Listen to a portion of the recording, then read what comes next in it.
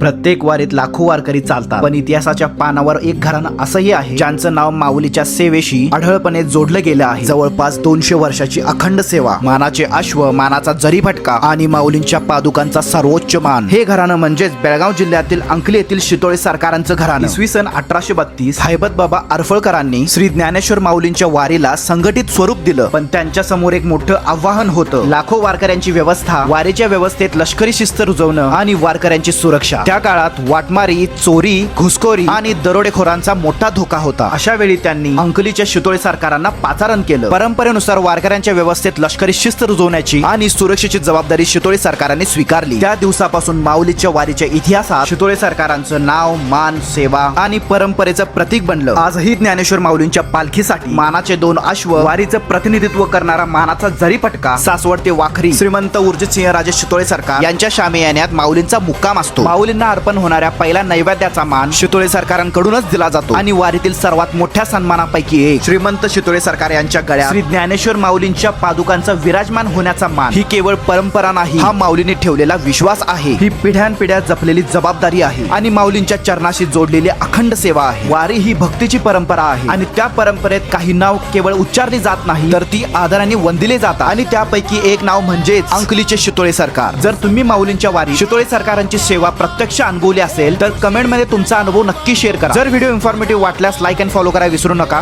Ramakrishna Hari, Jai Hari Vitthal.